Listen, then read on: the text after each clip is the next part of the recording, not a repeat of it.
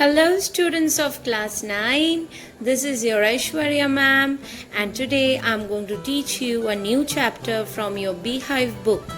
Today we are going to read about the poem No Men Are Foreign written by James Kirkup. Now before going into the poem, I would like to tell you about our poet James Kirkup. Who was James Kirkup? James Kirkup was a poet, a translator, and a travel writer. What do you mean by a travel writer? A writer who writes while traveling huge and bulk amounts of pieces of literature. He wrote many novels, plays, and poems, and autobiography, and biographies, and whatnot. So he had written a huge volume of pieces in literature. He has contributed a lot in literature. This poem that we are going to read today, No Men Are Foreign, is based on the theme of universal brotherhood. Probably he has written such a poem because he had realized the differences in culture and the unity and harmony present within them, because he was a travel writer. So let us begin the poem, No Men Are Foreign. This poem begins and ends with the same line, No men are strange, no countries are foreign. It emphasizes the fact that all men are same and equal, no matter what country they belong to. All people who live on this earth belong to one human race.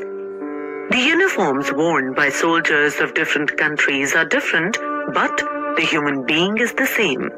All breathe the same way. All the soldiers are our brothers who walk upon the same earth, and upon their death shall lie in the grave in the same earth. They refers to the foreigners who belong to other countries. The poet says that everyone gets sunlight, air, and water in equal measure, which means that God does not differentiate between people of different countries.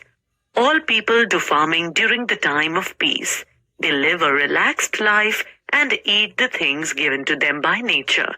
The way we starve during wars in winter time is the same for those belonging to other countries.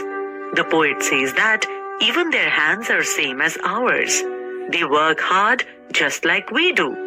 He gives all these examples to highlight the similarity between people belonging to different countries. The poet reminds the readers that God has given them eyes like ours, which open when awake and close when they sleep. Similarly, He has given them strength, which can be won through love. One thing that is common in every country is life that exists in the form of plants, animals, and human beings, and we can recognize them and can realize that they are like us.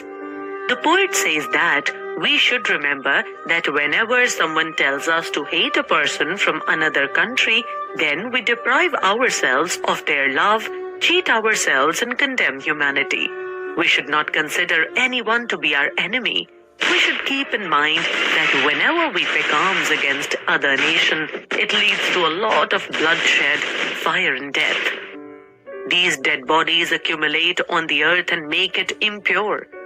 The fire and dust which erupts during wars pollute the purity of the air.